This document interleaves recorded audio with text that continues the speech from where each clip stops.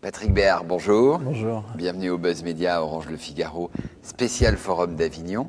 Alors, vous êtes associé du cabinet d'études Bain et compagnie, plus particulièrement en charge des médias. Alors, vous et votre équipe avez produit l'étude Les écrits à l'heure du numérique, une étude qui a été débattue et proposée devant le Forum d'Avignon avant un débat avec certains éditeurs. Alors, dans cette étude, il y a des chiffres marquants. Selon vous, d'ici 2015, 15 à 20% des ventes de livres seront des livres numériques. Puis il y a quelques bonnes nouvelles. Plus on lit sur les livres numériques, plus on achète des livres. Vous êtes plutôt optimiste ? Alors, on a essayé d'apporter au Forum d'Avignon et à l'écosystème du livre un message un petit peu d'optimisme. Je sais que c'est rare pour un consultant. Oui. Mais il y a quelques chiffres à retenir de cette étude que nous avons conduite donc, sur 3 continents. 6 pays, plus de 3000 consommateurs, donc couvrant à la fois les États-Unis, la France, l'Angleterre, l'Allemagne, mais aussi le Japon et la Corée du Sud. Et il y a un certain nombre de messages forts. Alors, le premier message fort, c'est qu'à horizon 2015, on parle de 15 à 20% de taux d'équipement de la population en plateforme de lecture numérique, que ce soit des liseuses dédiées ou des tablettes multifonctions. Le deuxième message, c'est que ça va se traduire dans à peu près 20% de livres qui sont des livres numériques.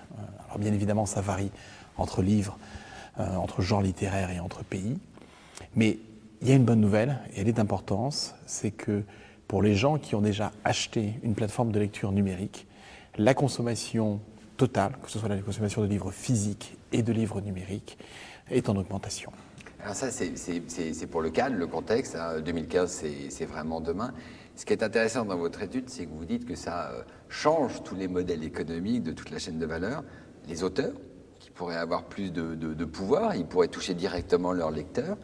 Les éditeurs qui doivent réinventer un peu leur modèle, les distributeurs qui devraient souffrir, et puis le lecteur qui va changer de rapport. Est-ce que vous pouvez nous donner un peu les grandes lignes ? Alors, point important pour repartir un petit peu de l'étude, c'est qu'on se rend compte que dans les barrières d'adoption, la grande barrière qui reste, c'est l'attachement sensuel des lecteurs au papier, puisque 41% des personnes interrogées voient ça comme la barrière au changement la plus importante. Et ce qui est important, c'est que ce chiffre de 41%, non seulement il est assez homogène entre pays, mais surtout il est aussi homogène entre différentes classes de population, puisqu'on a interrogé un panel représentatif. Et ça, on imagine que les jeunes qui ont eu très peu de livres entre les mains ne sont pas tellement attachés, et qu'à terme, notre ils étude tout sur leurs écrans. C'est un excellent point. Notre étude couvre la totalité de la population, donc depuis 18 ans, jusqu'à les personnes âgées. Bien évidemment, ce que l'on ne capture pas dans cette étude, ce sont les modes de consommation des populations les plus jeunes aujourd'hui qui sont en train de démarrer leur apprentissage, leur découverte du monde de l'écrit et des écrits. Pour revenir sur votre question, je crois que l'ensemble de l'écosystème va être touché. Vous l'avez dit, peut-être partons à l'envers, repartons du lecteur. Le livre numérique tel que nous le voyons remet le lecteur au centre du dispositif, au centre de cet écosystème, et lui donne d'une certaine manière un rôle de prescripteur. Via les réseaux sociaux, on peut via imaginer. Via les réseaux sociaux, on voit des modèles d'abonnement, on fait des modèles de partage. Et d'une certaine manière, j'ai envie de dire, la solitude de l'auteur avait un petit peu disparu avec la machine à écrire et le traitement de texte.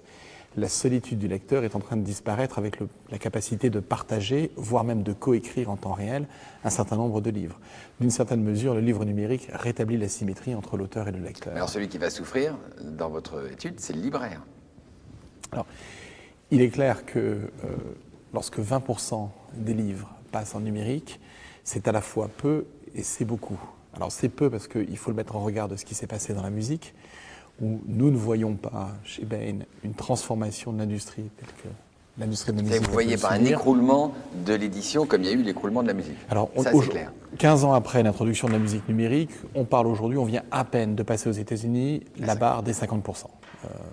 20% en 2015, c'est à la fois suffisamment proche, comme vous l'avez dit, mais suffisamment loin pour se donner un peu le temps de se préparer. L'autre grande différence avec l'industrie de la musique, c'est que le livre rentre dans l'univers numérique via un modèle payant.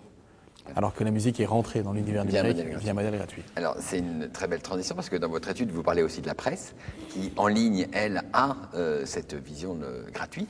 Et vous dites que 90% des lecteurs aiment bien trouver de la presse gratuite et seulement 10% seraient prêts à payer. Ça veut dire que l'avenir va être un peu plus compliqué?